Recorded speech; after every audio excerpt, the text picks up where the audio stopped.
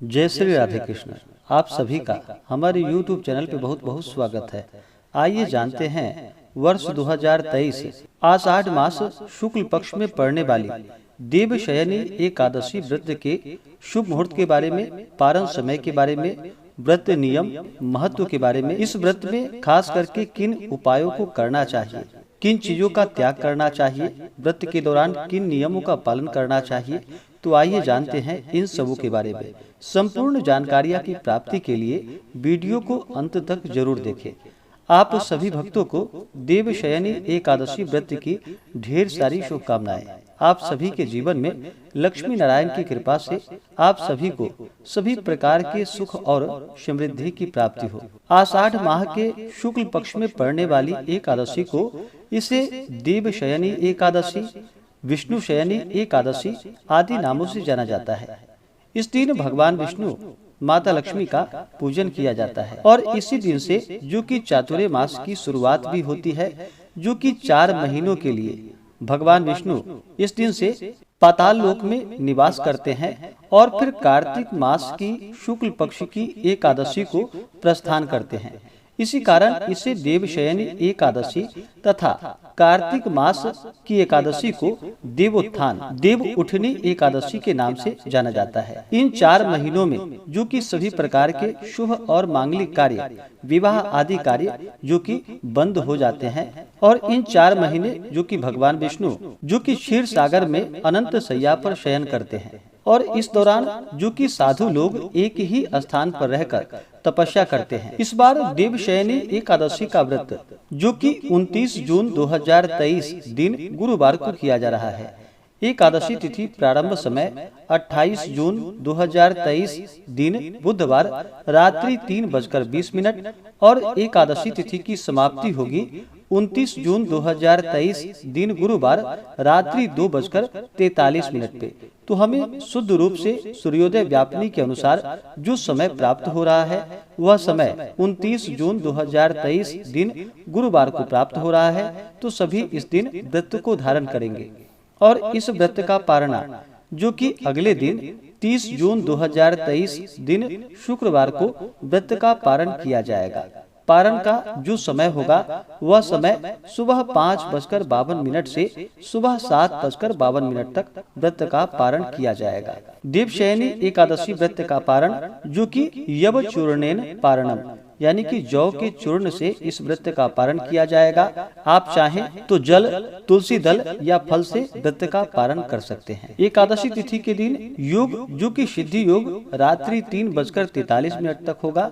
उसके बाद श्राद्ध योग जो कि बड़ा ही अच्छा योग बन रहा है। नक्षत्र जो कि स्वाति नक्षत्र शाम 4:30 तक, उसके बाद विशाखा नक्षत्र। 29 जून को जो राहु काल का समय होगा वह समय दोपहर 1:44 से दोपहर 3:27 तक राहु काल का समय होगा। राहु काल समय के दौरान कोई भी शुभ कार्य या नया कार्य नहीं करना चाहिए, यह लाभकारी नहीं होता है। और 30 जून को जो राहु काल का समय होगा वह समय सुबह 10:18 से दोपहर 12:01 तक होगा। जो भी एकादशी का व्रत करते हैं उन्हें एकादशी व्रत के लिए जो कि 10वीं के दिन से ही व्रत में नियम का पालन करना पड़ता है। 10वीं तिथि के दिन, एकादशी तिथि के दिन और द्वादशी तिथि के दिन, इन 3 दिनों तक जो कि शुद्ध और सात्विकता का पालन करना चाहिए। 10वीं तिथि के दिन जो कि सूर्यास्त होने से पहले ही भोजन ग्रहण करना चाहिए। भोजन में जो कि चावल का प्रयोग नहीं करना चाहिए, मसूर दाल का प्रयोग नहीं करना चाहिए या कटहल की सब्जी आदि का प्रयोग नहीं करना चाहिए, शहद का प्रयोग नहीं करना चाहिए। तो 10वीं को जो कि सूर्यास्त से पहले ही भोजन ग्रहण करे, उसके बाद दांतों को अच्छे तरह से साफ कर ले। दांतों में कोई भी अन्न का रेशा ना होने पाए, इस बात का ध्यान रखे। और रात्रि में एकादशी व्रत का स्मरण करते हुए, भगवान विष्णु का स्मरण करते हुए, ब्रह्मचर्य का पालन करते हुए सोना चाहिए। और एकादशी तिथि के दिन जो कि सुबह ब्रह्म मुहूर्त में उठ करके नित्य क्रियाओं से निवृत्त हो करके गंगा नदी में स्नान करना चाहिए। गंगा नदी में अगर स्नान नहीं कर पाते हैं तो घर के नहाने के पानी में ही थोड़ा सा गंगा जल मिला करके माता गंगा का और वरुण देवता का स्मरण करके स्नान करना चाहिए। उसके बाद शुद्ध वस्त्र धारण करके भगवान सूर्य देव को अर्घ्य प्रदान करना चाहिए और फिर व्रत का संकल्प लेना चाहिए। भगवान विष्णु से प्रार्थना करनी चाहिए कि हे भगवान विष्णु, हे माता लक्ष्मी, आज मैं देवशयनी विष्णु शयनी एकादशी का व्रत करने जा रहा हूँ या करने जा रही हूँ। इस प्रकार से भगवान से प्रार्थना करें कि हमारे सभी प्रकार के दैहिक, दैविक और भौतिक पाप नष्ट हो जाएं। आपके मन में जो भी इच्छा हो, जो भी कामना हो, वह प्रभु से कहें। और एकादशी तिथि के दिन, जो कि इस दिन रात्रि उपवास रहते हुए व्रत को धारण करना चाहिए।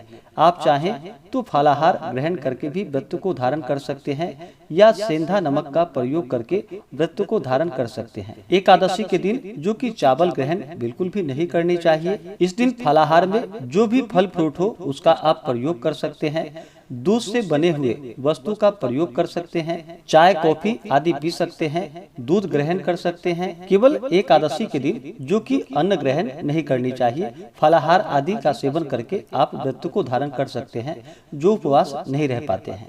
देवशयनी एकादशी के दिन जो कि पूर्ण ब्रह्मचर्य का पालन करते हुए, शुद्ध और सात्विकता का पालन करते हुए तामसिक वस्तुओं का बिल्कुल भी प्रयोग नहीं करना चाहिए। मांस, मदिरा, लहसुन, प्याज आदि का प्रयोग ना करें। इस दिन नशीले पदार्थों का सेवन बिल्कुल भी नहीं करना चाहिए। तंबाकू आदि का प्रयोग नहीं करना चाहिए। व्रत धारक को व्रत के दौरान किसी के ऊपर क्रोध नहीं करनी चाहिए।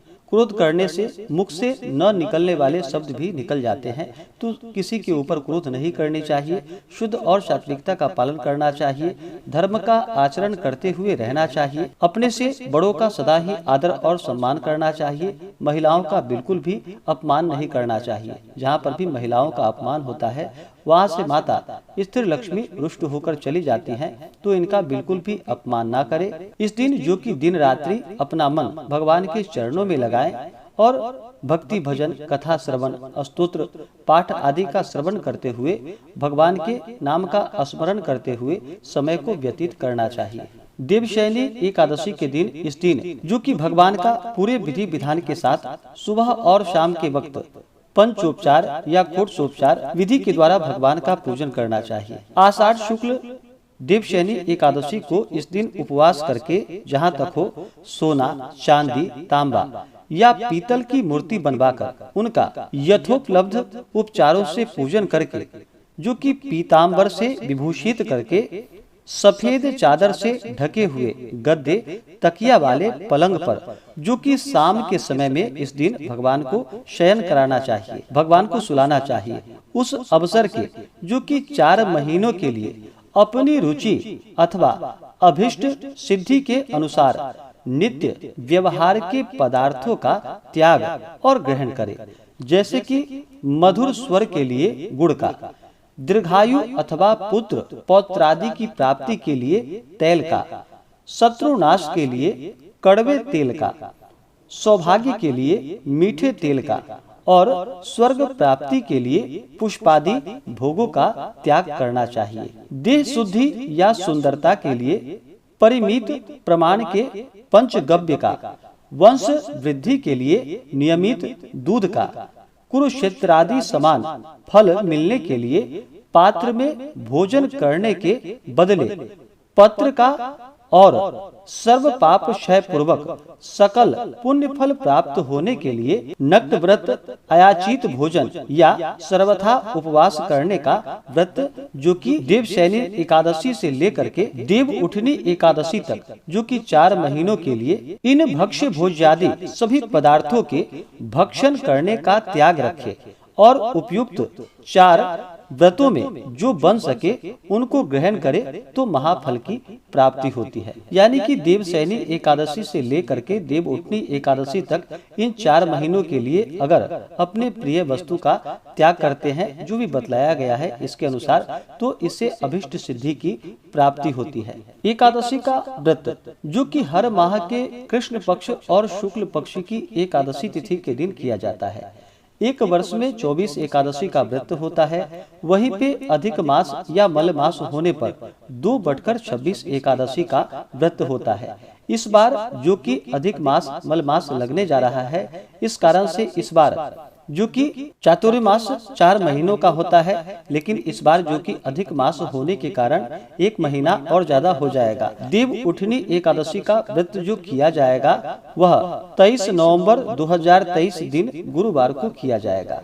और इस बार देवशयनी एकादशी का व्रत जो कि 29 जून 2023 दिन गुरुवार को किया जा रहा है। तो एकादशी तिथि के दिन जो कि पूर्ण श्रद्धा भक्ति भाव के साथ भगवान विष्णु का, माता लक्ष्मी का सुबह और शाम के वक्त पूरे विधि विधान के साथ पूजन करना चाहिए।